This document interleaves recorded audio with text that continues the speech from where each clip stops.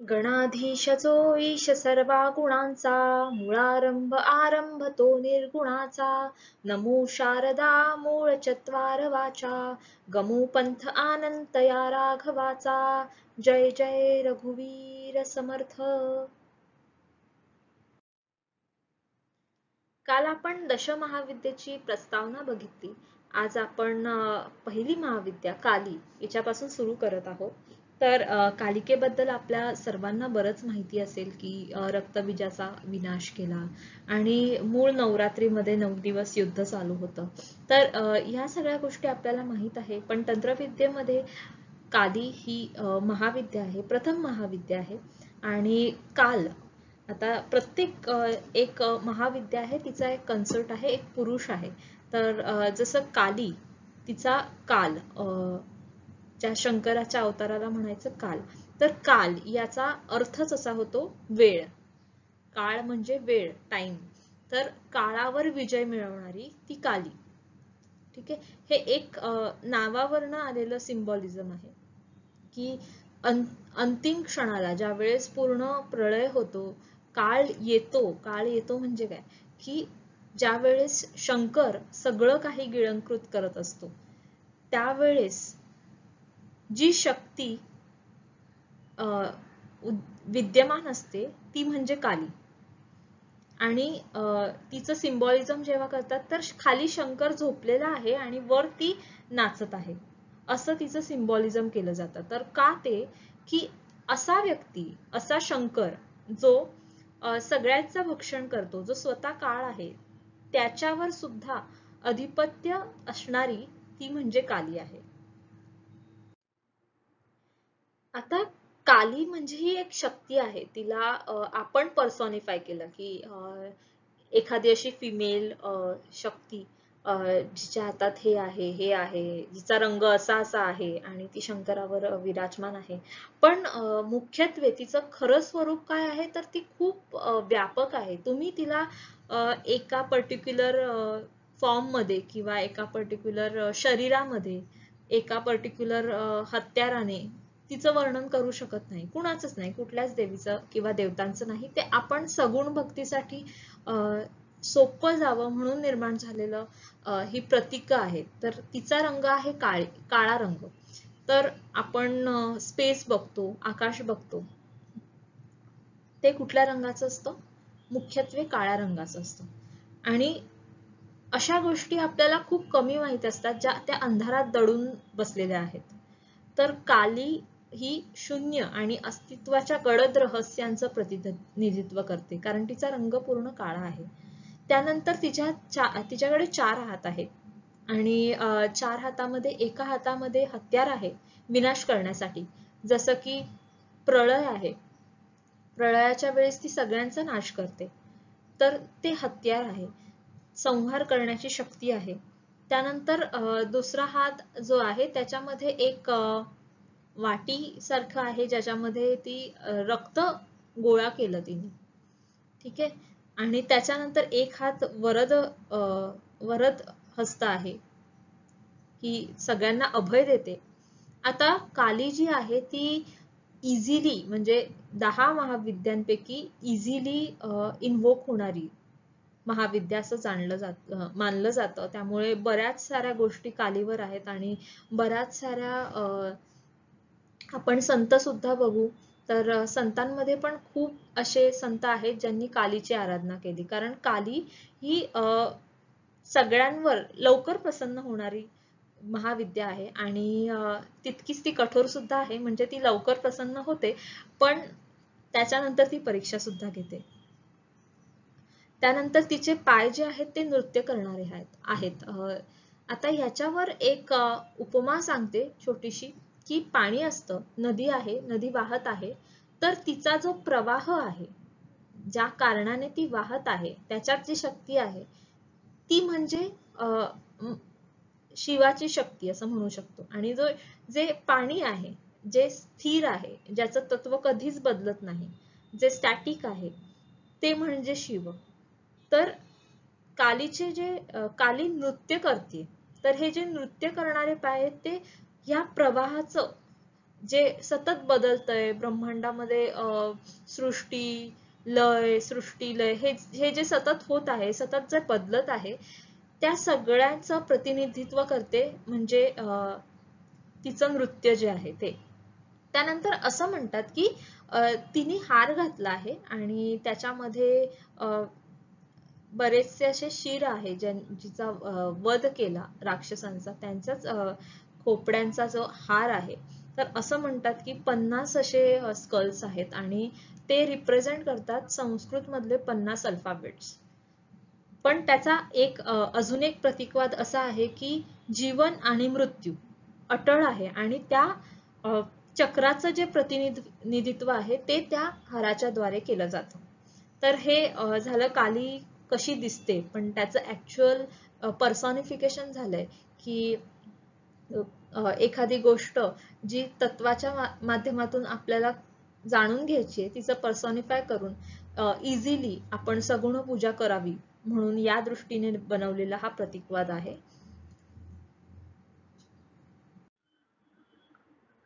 तर कालीची जी शक्ती आहे ती निर्मिती, संहार, शून्यता ह्या सगळ्या गोष्टी आपण बघितल्या तिच्या प्रतीकवादातून. आता काल जसं सांगितलं तर प्रत्येक महाविद्येचा एका एका प्लॅनेटशी, एका एका ग्रहाशी संबंध येतो. तर कालीचा संबंध येतो शनी सोबत. शनी हा कसा आहे? शनी हा न्यायप्रिय आहे, एक स्ट्रिक्ट आहे, कडकपणा आहे त्याच्यामध्ये, तपस्या, या सगळ्यांचं प्रतिनिधित्व शनी करतो कारण तो आपली परीक्षा घेतो. शनीच्या प्रभावामुळेच माणसाला शिस्त लागते, संघर्ष माणूस करतो आणि अत्यंत प्रतिकूल परिस्थितीमधून तो वर येतो, त्याला एक शक्ती प्राप्त होते त्यावेळेस. त्याचंच साम्य जे आहे ते कालीसोबत दाखवलं जातं की काली सुद्धा उग्रता, त्याच्यानंतर अज्ञानाचा नाश करणे, या सगळ्या गुणधर्मांची सांगड जी आहे ती शनी सोबत केली जाते. आणि काली सुद्धा दुष्ट शक्तींचा नाश करते, आपली परीक्षा घेते, ती सुद्धा एक उग्र देवी आहे. तर शनीची कठोरता आणि कालीची उग्रता याच्यामध्ये जे साम्य दिसून येतं, त्यामुळे काली ही शनी सोबत रिलेट केलेली आहे.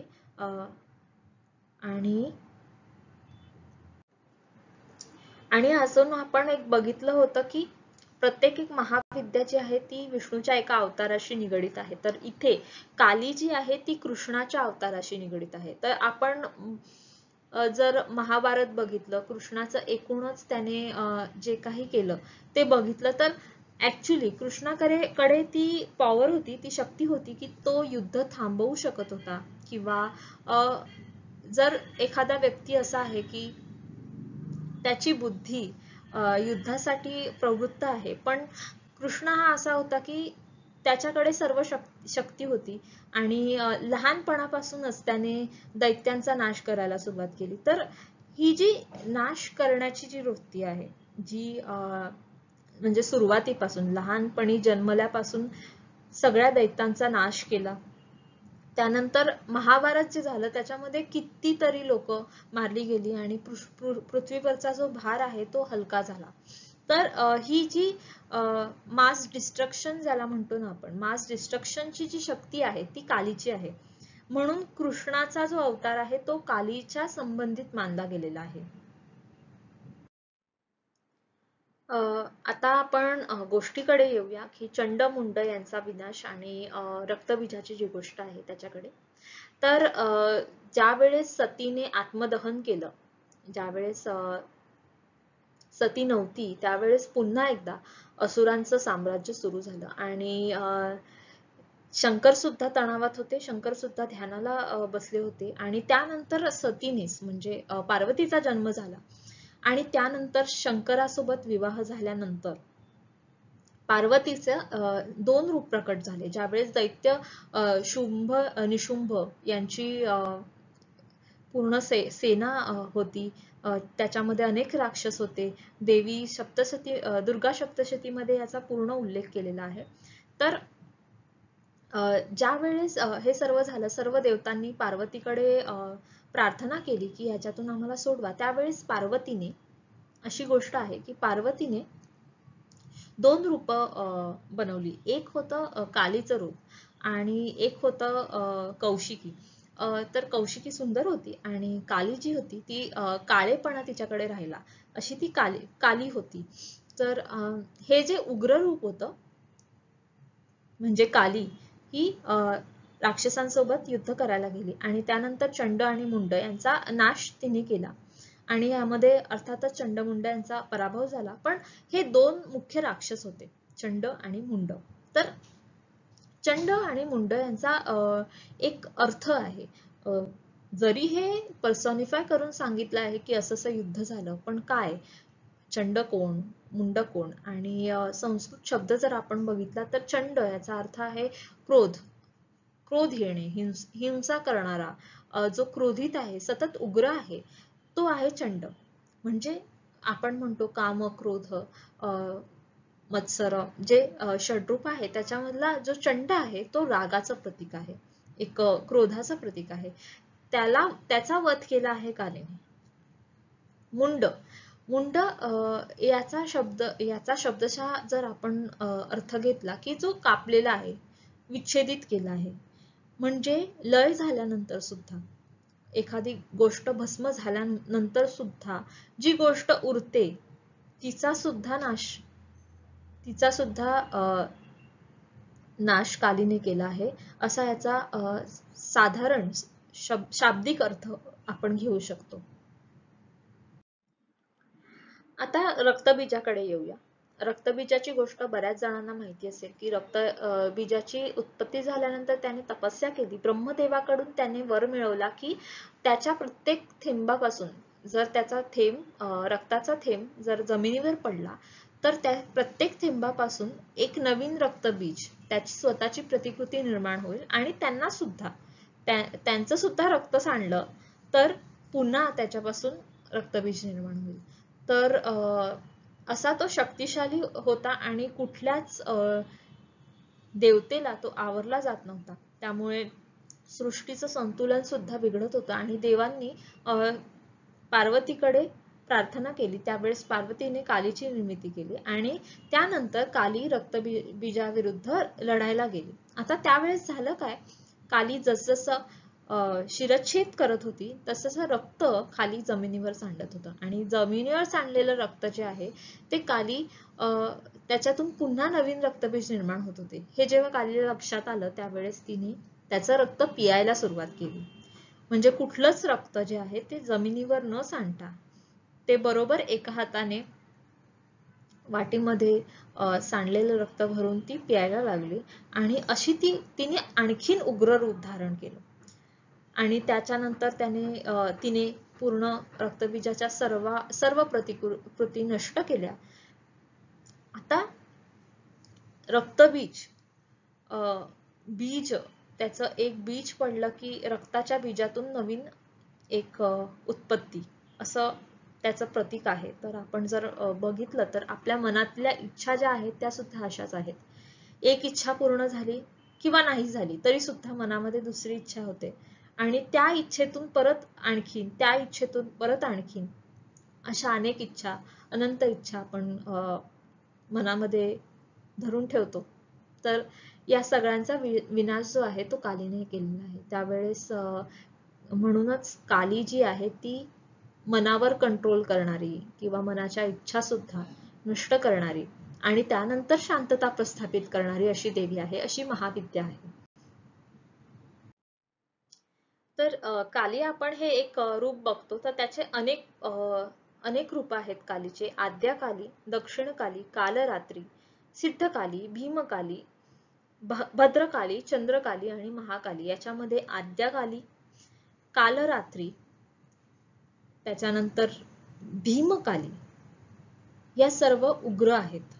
त्याच्यानंतर दक्षिण काली ही शांत आहे, सिद्धकाली ही सुद्धा शांत आहे, भद्रकाली शांत आहे, चंद्रकाली शांत आहे आणि महाकाली जी आहे, नावातच आहे महाकाली, ही या सगळ्या कालिकांच्या 8 रूपामध्ये सगळ्यात जास्त पॉवरफुल, सगळ्यात जास्त शक्तिशाली मानली जाते. आता कसं आहे, आपल्याला जे काही समजतं, विद्या म्हणा किंवा अनेक गोष्टी त्या आपल्या गुरूंकडून समजतात. आपण स्वतः इतके सशक्त नाहीच आहे की आपण कालीविषयी बोलू किंवा कालीविषयी वाचू आणि आपल्याला ती माहिती होईल. तर या संतांचे आपल्यावर खूप मोठे उपकार आहेत की त्यांनी त्या त्या देवीची साधना केली, त्या त्या शक्तीची उपासना केली आणि तिचं जे रूप आहे, तिची शक्ती आहे, हे आपल्या जीवनातून त्यांनी आपल्या शिष्यांना दाखवलं. त्यांनी त्यांना सुद्धा ते ज्ञान करून दिलं. तर म्हणूनच मी विचार केला की आपण प्रत्येक जी महाविद्या आहे त्याचे जे कोणी संत झाले त्याविषयी सुद्धा थोडंसं जाणून घेऊया. तर आपल्या सर्वांना माहित आहेत विवेकानंदांचे गुरु म्हणजे रामकृष्ण परमहंस हे कालीचे निस्सीम भक्त होते आणि त्यांच्या गुरूंकडून दीक्षा घेतल्यानंतर सुद्धा ते कालीची भक्ती करत होते आणि त्यांना काली खूप आवडायची. तर याच विषयी एक गोष्ट सांगते की ते इतके लहान मुलासारखे आपल्या आईजवळ जसा एखादा लहान मुलगा जातो, खेळतो, तसे ते होते.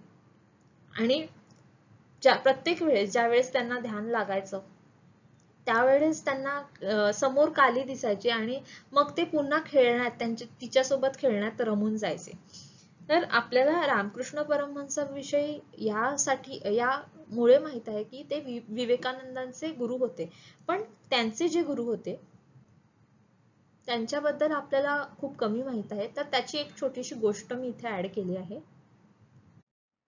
तर तोटापुरी बाबा हे त्यांचे गुरु. रामकृष्ण परमहंस कालीची साधना करतच होते, पण त्यांना निर्विकल्प समाधी लागत नव्हती. सविकल्प लागत होती, पण लागल्यानंतर सुद्धा त्यांना त्यांच्या समोर काली प्रकट व्हायची आणि मग ते तिच्यातच रमून जायचे, खेळायचे तिच्यासोबत, असं आनंदी आनंद, आणि मग त्यांची समाधी भंग व्हायची. तर तोटापुरी बाबा जे होते ते अद्वैतवादी होते आणि शिवशक्ती एक आहे, एकच परमात्मा आहे असं त्यांचं मत होतं. तर ज्यावेळेस रामकृष्णांनी अनुग्रह घेतला त्यांच्याकडून त्यावेळेस त्यांनी सांगितलं की तुला निर्विकल्प समाधी लागत नाहीये, तर तू ज्यावेळेस काली तुझ्या समोर येईल त्यावेळेस तू तिच्या शस्त्राने तिचा शिरच्छेद कर. तर हे काय त्यांना जमलं नाही. म्हणजे ते ध्यानाला बसायचे, ध्यानाला बसल्यानंतर सविकल्प समाधीनंतर काली प्रकट व्हायची. काली प्रकट झाल्यानंतर मग ते विसरूनच जायचे की आपल्याला गुरूंनी आपल्याला हे सांगितलंय की आपल्याला हिचा शिरच्छेद करायचा आहे, कारण की ती जी मूर्ती आहे, ते जे सगुण रूप आहे कालीचं, ते त्यांच्या मनाला डिस्ट्रॅक्ट करते. तर हे ते विसरून जायचे. पहिल्यांदा केलं, दुसऱ्यांदा केलं, पुन्हा तसंच झालं, पुन्हा विसरून गेले, तिसऱ्यांदा केलं, तिसऱ्यांदा पण विसरून गेले. नंतर मग तोटापुरी बाबांनी सांगितलं की आता तू ध्यानाला बसशील, त्याच्यानंतर ज्यावेळेस काली तुझ्या समोर प्रकट होईल त्यावेळेस मी तुला एक संकेत देईल आणि त्याच्यानंतर लक्षात ठेव, तुला ते नष्ट करायचं आहे. जे सगुण रूप आहे आणि जे निर्गुण रूप आहे, जे सर्वव्यापक रूप आहे, त्याच्यामध्ये तुला विलीन व्हायचंय. हे जेव्हा त्यांनी सांगितलं आणि पुन्हा जेव्हा रामकृष्ण परमहंस ध्यानाला बसले त्यानंतर पुन्हा काली प्रकट झाली आणि त्यांचं अर्थातच लक्ष नव्हतं. पण तोटापुरी बाबांनी त्यांच्या ध्यानामध्ये येऊन त्यांना संकेत दिला आणि त्यानंतर जे सगुण रूप आहे ते त्यांनी नष्ट केलं आणि त्यानंतर रामकृष्ण परमहंसांना समाधी लागली. ते 3 दिवस कंटिन्युअसली 3 दिवस ध्यानातच त्या निर्विकल्प समाधीच्या अवस्थेत होते. अशा प्रकारे तोटापुरी बाबांनी रामकृष्ण परमहंसांना अद्वैताचा अनुभव करून दिला. आणि याच्यातून हे लक्षात घेण्यासारखं आहे की काली ही जरी आपण सगुण रूपाने बघत असलो तरी तिचं रूप जे आहे ते खूप व्यापक आहे. असे जे रामकृष्ण परमहंस आहे त्यांच्या उपासनेमुळे आपल्याला विवेकानंद आणि अनेक संत आपल्याला मिळाले. तर त्या सर्वांचं नमन करूया. यानंतर आपण एक स्तोत्र बघणार आहोत, कालिका अष्टकम, जे रचलेलं आहे श्रीमद शंकराचार्य यांनी आणि यामध्ये 3 ध्यानाचे श्लोक आहेत आणि त्यानंतर स्तुती आहे. तर संस्कृत वाचणं सगळ्यांनाच काही जमत नाही आणि मराठी आपली मायबोली असल्यामुळे त्यात अर्थ सुद्धा आपल्याला पटकन कळतो, म्हणून या कालिका अष्टकमचं मराठीत समश्लोकी समवृत्ती भाषांतर करण्याचा प्रयत्न मी केला आहे, तर तुमच्या समोर तेच प्रस्तुत करते. प्रथम जो श्लोक आहे तो मी संस्कृत मध्ये सुद्धा घेईल, कारण की त्याने वृत्त तुम्हाला कळेल, आणि त्यानंतर बाकीचे सर्व श्लोक जे आहेत ते मराठीमधून प्रस्तुत करते. गलत रक्तमंडावली कंठमाला, महाघोर रावा सुदंष्ट्रा कराला, विवस्त्रा स्मशानलया मुक्तकेशी, महाकाल कामाकुला कालिकेयम. आता मराठी बघूया. गळे रक्त ऐसे शिरे कंठी माळा, भयानक ध्वनीनी दंत विशाळ झिला, विवस्ता स्मशानी खुले केश मागे, नमो काली माता महाकाल संगे. असे वामहस्ती माथी शस्त्र प्रचंड, अभयदान करण्या दक्ष हस्त सुसज्ज, झुके मध्य काय स्तनाचा हो भार, मुखी ते सुहास्य ओष्ठ रक्ताने लाल, शव कर्ण कुंडल मृत्युदावी सुकेशी, कटी बांधे माला कापलेल्या करांची, दिशातून चारी हुकुक्ती गिधाडे, शवा मंच करुणी महाकाली गरजे, शवा मंच करुणी महाकाली गरजे. आता हे जे 3 श्लोक होते ते ध्यानाचे होते. त्यानंतर स्तुतीचे श्लोक बघूया. याच्यामध्ये जे स्वरूपम त्वदीयन न विंदंती देवा हा जो भाग आहे शेवटच्या पदाचा, तो रिपीट झालेला आहे. स्वरूपम त्वदीयन न विंदंती देवा. तर सारखंच भाषांतर करण्याचा प्रयत्न केलेला आहे. सुरू करूया. त्रिदेवात मुख्या त्रिगुणी तू व्यापे, समाराध्य तू कालिका मातृके, असे आद्य तुची भव यज्ञ देवा, तुझे रूप काली जाणती देवहीना,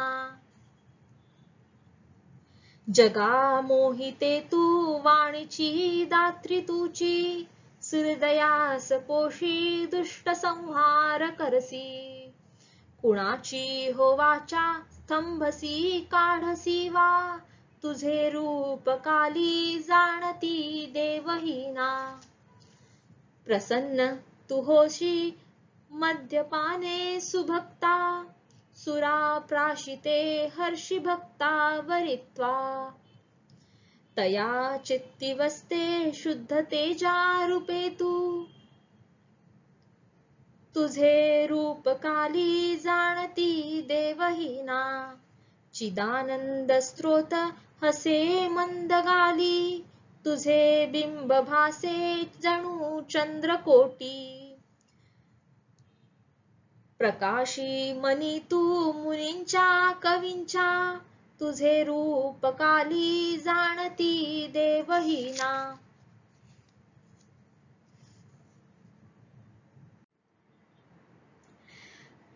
जणू मेघ काळा लाल शुभ्रा कधी तू, धरीने करूपे योग माये तुनी तू, कधी ना तू कन्या कामुका वृद्धहीना, तुझे रूप काली जाणती देवहीना, तुझे रूप गुप्त सांगितो मी जगिया, चुकी झाली माता क्षमा मागितो म्या, तुझे ध्यान करुणी बाल भावे मनीच्या, तुझे रूप काली जाणती देवहीना, असे कल्पवृक्ष असे स्वर्गदात्री, तुझे ध्यान करता इच्छिले सर्व साधे, म्हणून कृतार्थ भक्त नित्य हो माता, तुझे रूप काली जाणती देवहीना.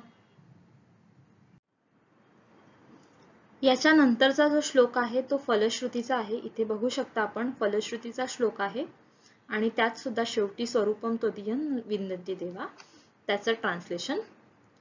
तुझे ध्यान करता पठन याचे करुणी, मनुष्याची त्या सर्व लोके प्रसिद्धी. गृहे अष्टसिद्धी मोक्ष त्या मृत्यू समया. तुझे रूप काली जाणती देवहीना. तुझे रूप काली जाणती देवहीना.